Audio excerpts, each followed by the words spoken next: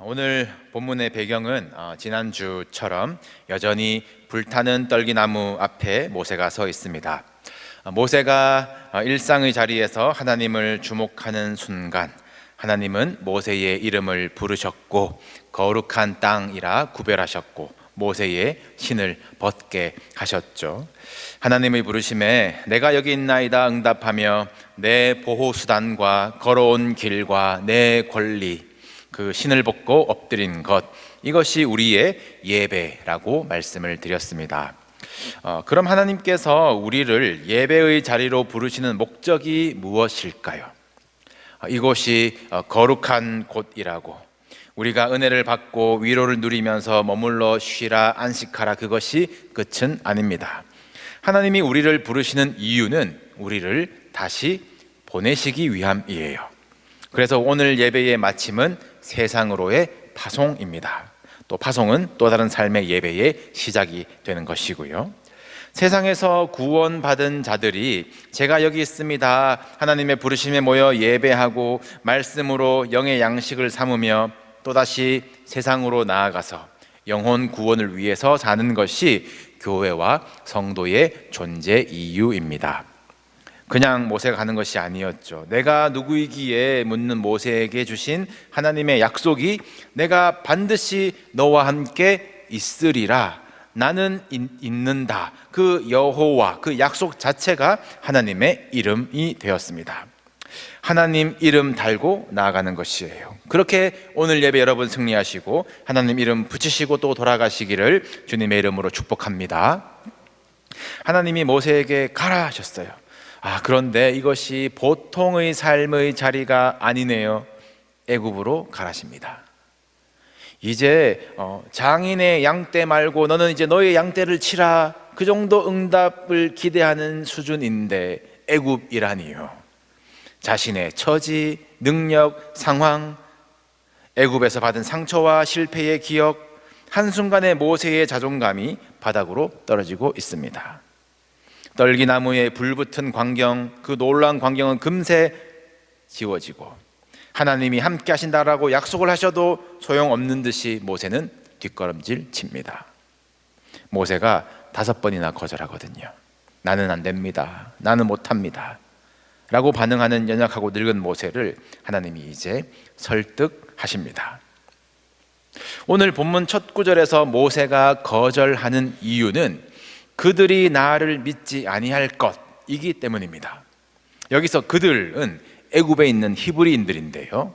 애굽에서 어떻게 데리고 나올까, 애굽 걱정보다 더 앞서는 것이 애굽에서 나가자고 해도 믿지 아니할 히브리인들, 정의라고 살인까지 하면서 히브리 형제들을 도왔건만 배신당했던 그 상처가 건드려진 것 아닐까요? 원어로 이 문장을 보시면 그들이 절대 나를 믿지 아니할 것, 말을 듣지 아니할 것이라고 단정하는 모세입니다. 하나님은 모세를 어떻게 설득하실까요? 하나님은 네 손에 있는 것이 무엇이냐 물으시는 것으로 시작하십니다. 질문이 특이하죠? 모세가 제기한 문제, 어려움은 그들이 나를 믿지 아니할 것이라는 충분히 현실적인 우려였습니다.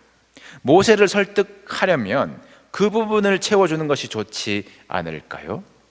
내가 그들의 마음을 준비시켜 놓겠다, 내가 너의 말에 권세가 있게 하겠다, 이런 약속들 말입니다.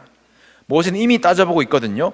애굽으로 간다, 그들을 건져낸다, 그럼 히브리인들을 만나고 그 다음 바로를 만나야 되겠네. 그런데 첫 관문 히브리인들에게서부터 걸리는 겁니다. 모세는 그들을 보고 있어요. 알 수 없을 그들의 반응에, 불확실성에, 내가 어쩔 수 없는 것에 이미 겁을 먹고 순종하지 못하는 모세의 모습입니다. 그때 하나님이 시선을 돌리시는 것이죠. 네 손에 있는 것이 무엇이냐, 손을 보게 하십니다. 지금 이 순간에 네가 쥐고 있는 것, 이미 너에게 있는 것은 무엇이냐 물으십니다. 모세가 대답하죠. 지팡이입니다. 특별할 것 없어요. 광야에서 양을 치는 사람이라면 누구나 가지고 있는 것입니다. 광야에서야 뭐 도토리 키재기로 야, 저 목자 지팡이 조금 멋있네 그럴 수 있겠지만 그마저도 애굽 가면은 저 사람 목장가 봐, 가증해, 그런 취급받을 지팡이입니다. 40년 전 모세는 애굽에서 뭘 쥐고 있었는지는 모르겠습니다. 지휘봉이었을까요? 병거의 채찍이나 왕자의 검이었을까요? 하나님께서 네 손에 있는 것이 무엇이냐 물으실 때에 모세의 현재는 나무 지팡이입니다. 하나님은 이것을 땅에 던지라 라고 하세요. 그러자 모세는 곧 던집니다. 아무 미련도 없이 가치도 없이 쉽게 던지는 것이죠. 그 땅에 떨어진 그 지팡이는 뱀이 되어요. 모세가 그 뱀 앞에서 피합니다. 원어로는 뱀으로부터 도망쳤다, 더 약한 모습이에요. 뱀 보신 적 있으십니까? 뱀 무섭죠? 저는 미국 가서 더 많이 본 것 같아요. 네. 공원에서 이렇게 아기 뱀들 몇 번 봤는데 그래도 야, 제 엄마 데리고 오면 어떡하지? 무섭더라고요. 네. 그런데 모세가 뱀이 무서울까요? 40년 양치기 모세가 광야의 흔한 뱀을 못 다룰까요? 잠깐 놀랄 수는 있으나 이내 여유 있게 처리할 것 같은데요. 어떻게 생각하십니까? 모세는 지금 평소보다 더 겁쟁이가 되어 있습니다. 애굽의 힘을 확실하게 알아서 너무 잘 알아서 두렵고, 그런데 또 히브리인들의 반응은 불확실해서 불안합니다. 이런 상황에 바로의 왕관에 달려있는 것 같은 그 뱀이 나타나니 모세는 도망쳐 버립니다. 여러분, 우리들에겐 이런 모습이 없습니까? 세상 일에는 이민 생활 가운데에서는 산전수전 다 겪으면서 맨손으로 다 대처해내는 내공이 있어도 유독 신앙과 결부되면은 머뭇 피하고 보는, 왠지 인색해지고 생각이 많아지면서 나는 못할 것 같은 그런 모습은 없으십니까? 하나님은 모세에게 애굽을 무너뜨릴 실력이나 준비를 요구하지 않으세요. 지금 내 손에 있는 것으로도 하나님은 일하실 수 있으십니다. 하나님은 모세에게 뱀의 꼬리를 잡으라고 하시잖아요. 다시 지팡이를 만들어 주시고 잡으라면 잡겠는데 우리는 결과를 보기 전에 말씀대로 손을 내밀어 잡아야 하는 두려움을 마주하게 되어 있습니다. 그러나 여러분, 꼬리를 잡으라라는 명령에는 이 뱀은 너를 해치지 못한다, 그 뱀의 머리는 이미 밟혔다, 그 하나님의 보호하심이 포함되어 있음을 신뢰하시기를 바랍니다. 여러분, 무슨 확실한 두려움이, 무슨 불확실한 불안이 우리를 위협합니까? 일어나지 않을 일은 일어나지 않습니다. 불안해하지 마십시오. 일어나야 할 일은 일어납니다. 하나님이 다스리시기 때문입니다. 일어나지 않아야 할 일들이 우리 삶 가운데 일어나도 두려워하지 마십시오. 하나님이 다 뜻이 있으셔서 허락하신 일이며 그것은 여러분을 해하지 못합니다. 어떻게 예수님이 그렇게 사랑하시는 나사로가 병에 걸려 죽습니까? 어떻게 예수님은 무심하게 이틀을 더 지체하셔서 그가 죽게 만드십니까? 일어나면 안 되는 일처럼 보여도 다 하나님의 뜻이 있으시고 주님은 그 일을 통해서 영광 받으시는 거예요. 여러분 손에 있는 것이 무엇입니까? 하나님은 모세에게 가라라고 하시면서 새 지팡이, 황금 지팡이 주시지 않으셨어요. 40년 광야의 생활, 그 손때 묻은 그 지팡이를 가지고 가게 하셨습니다. 왜냐하면 모세의 지난 40년이 낭비된 시간이 아니기 때문이에요.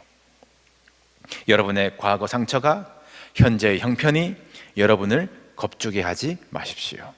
그것들은 우리를 더 이상 해하게 하지 못한다, 도망가게 하지 못한다 선포하시고 나의 손에 있는 작고 연약한 것, 그것 하나님께 믿음으로 드릴 때에, 제 손에 이것이 있습니다 드릴 때에 하나님의 일이 시작될 줄로 믿고 도전하시기를 주님의 이름으로 축복합니다. 지팡이 표적에 이어서 하나님은 모세에게 두 번째 표적을 보여주십니다. 이번에는 지팡이가 아니라 모세의 손 자체가 표적이 되어요. 하나님이 명령하시기를 네 손을 품에 넣어라. 모세가 손을 품에 넣었다가 내어보니 그의 손에 나병이 생겼는데 이게 그냥 증상이 아니라 이미 중증 나병처럼 눈과 같이 희게 된 그런 병이 걸립니다. 다시 품에 넣어라 라는 말씀에 손을 품에 넣었다가 내어보니 그의 손이 본래의 살로 되돌아왔더라. 이것이 두 번째 표적입니다. 고대 시대에 내과 이 속병이 무서웠겠어요? 모르니까 그냥 아픈 거 만 거죠. 그런데 이 피부병, 특히 이 불치의 나병, 살이 떨어져 나가는 그것은 통증도 통증이지만 엄청난 시각적 공포를 본인에게 또 주위 사람에게 줍니다.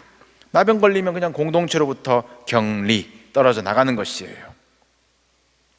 하나님이 애굽으로 가라라고 하셨을 때 모세가 바로보다 더 먼저 두려워했던 것이 무엇이라고요? 히브리 동족들이었습니다. 그들이 나를 믿지 않을 것이다, 형제들로부터 거절당하고 외면당하는 것이 모세의 가장 깊은 두려움이었습니다.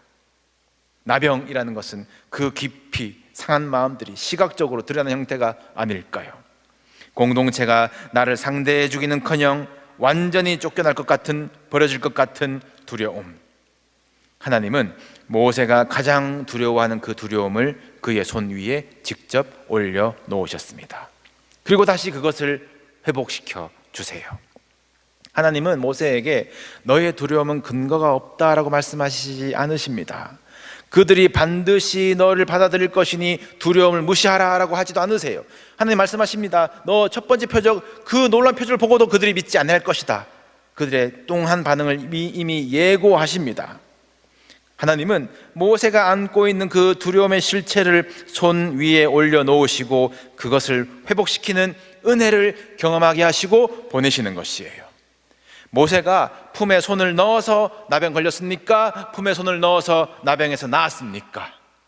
뭘 어떻게 해서 걸리고 나은 것이 아니라는 것이에요. 오직 은혜라는 말입니다. 그리고 은혜를 입은 손은 어떻게 되었습니까? 그의 손이 본래의 살로 되돌아왔더라. 성경에 나만 장군이 나병에서 나왔을 때에는 그의 피부가 어린아이 살처럼 되었대요. 업그레이드 더 좋아졌어요. 그런데 모세의 손은 그냥 본래의 손, 광야에서 고생한 거친 손으로 되돌아옵니다. 하나님이 사명자에게, 믿는 자에게 원하시는 손은 특별한 손, 결점 없는 손이 아닙니다. 하나님은 우리 보통의 손, 본래의 손을 하나님의 능력 오른팔로 붙드셔서 은혜를 경험하게 하시는 것이에요. 은혜만이 나를 고치고 살릴 수 있음을 배우게 하시는 것입니다. 여러분, 이 품 안에 뭐가 있으신가요? 겉으로는 괜찮아 보여도 정작 내 품 안에 손을 넣으면 절망과 분노와 후회가 묻어나와서 공동체를 병들게 하는 나병이 있는 것은 아니실까요? 여러분, 여러분의 품 안에 은혜가 있으시기를 축복합니다. 평범하고 거친 삶의 손도 은혜의 품 안에 들어가면 살리는 손이 되는 것이에요. 여러분의 품으로 품고 기도하는 일들마다 여러분들을 붙들고 계신 그 하나님의 능력의 손이 여러분의 손을 통하여서 역사하셔서 회복시켜 주시고 그 은혜로 우리를 살게 하시기를 주님의 이름으로 소원합니다. 지팡이가 뱀이 되고 또 손에 나병이 생겼다가 회복되는 것을 두 눈으로 보고서도 모세의 두려움은 사라지지 않았습니다. 이번에는 이렇게 반론하죠. 오 주여, 나는 본래 말을 잘 하지 못하는 자니이다. 주께서 주의 종에게 명령하신 후에도 역시 그러하니 나는 입이 뻣뻣하고 혀가 둔한 자니이다.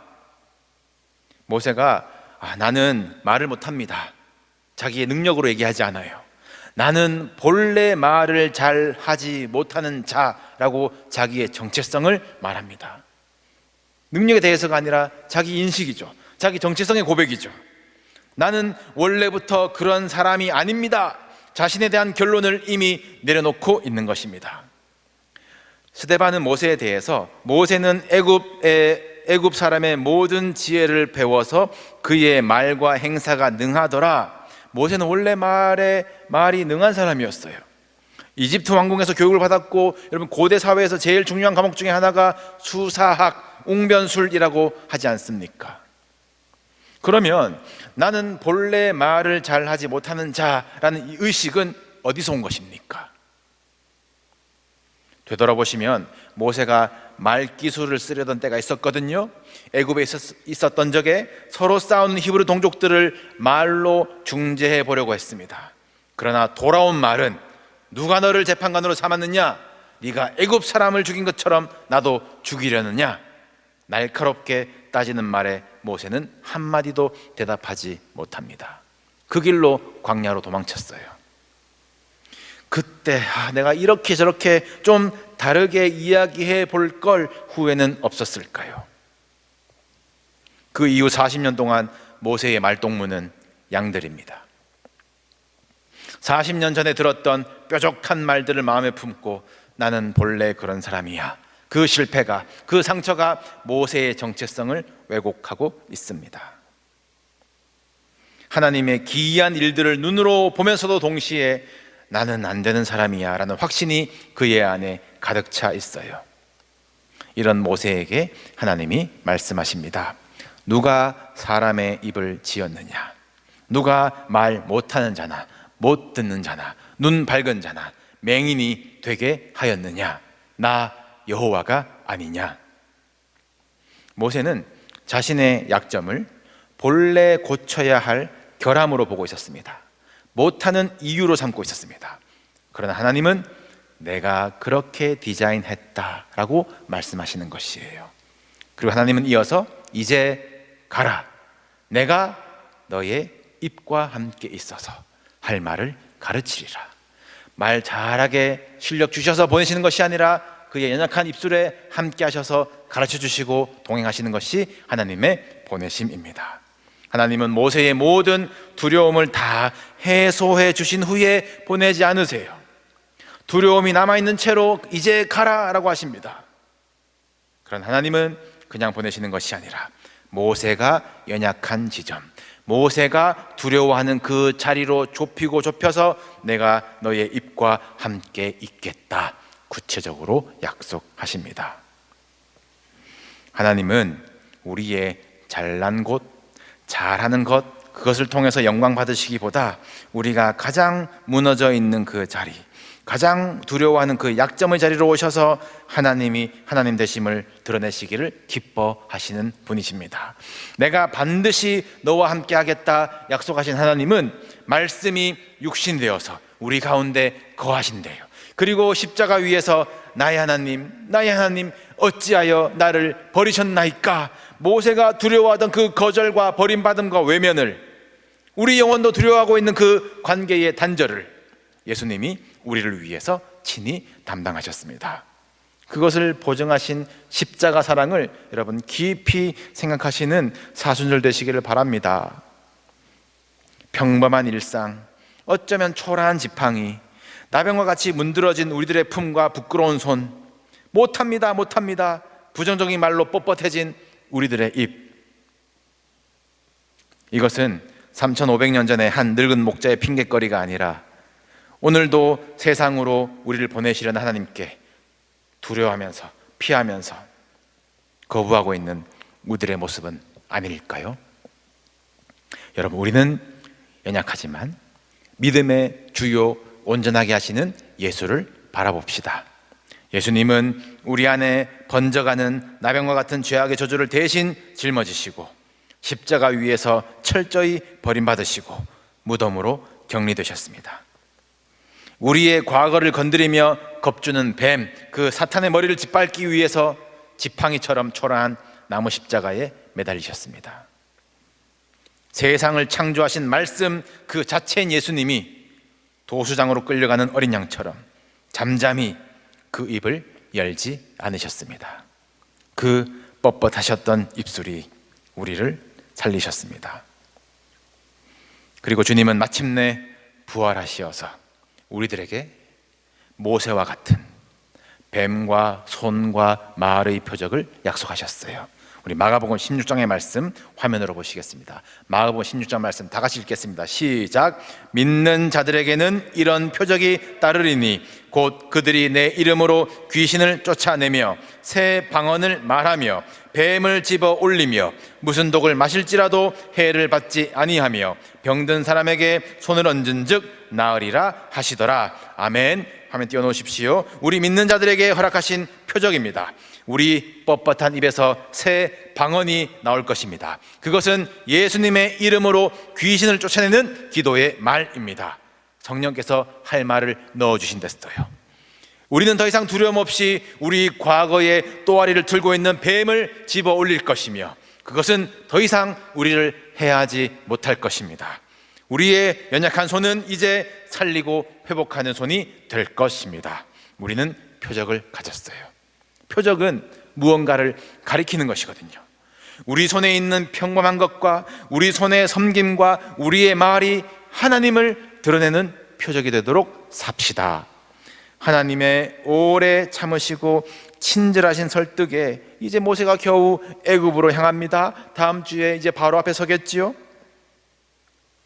그 장면을 읽고 말씀을 마무리하겠습니다. 우리 4장 20절 말씀 화면에 있는데요, 제가 읽어드리겠습니다. 모세가 그의 아내와 아들들을 나귀 위에 태우고 애굽으로 돌아가는데 모세가 하나님의 지팡이를 손에 잡았더라. 사랑하는 성도 여러분, 완벽해야 쓰임받는 것이 아닙니다. 하나님이 물으십니다. 네 손에 있는 것이 무엇이냐? 그저 우리 일상 속에서 하나님의 부르심에 응답하며 우리 손의 수고를 하나님께 올려드릴 때에 그 평범한 지팡이는 세상을 이기고 홍해를 가르는 하나님의 지팡이가 되는 줄로 믿습니다. 질그릇 같은 우리 인생에 귀한 보배를 담아주시고 심히 큰 능력이 하나님께 있음을 알게 하시는 하나님을 우리 굳게 신뢰하시면서 또 한 주도 우리가 쥐고 땀 흘리는 것이 하나님의 지팡이 되게 하여 주시옵소서. 우리 일하는 손은 예수님의 손 되게 하여 주시옵소서. 우리 입의 말로 성령께서 주장하시는 감사와 찬양, 성령의 아름다운 열매들로 가득하게 하여 주시옵소서. 그렇게 기도하며 살아가시는 여러분 되시기를 주님의 이름으로 축복합니다.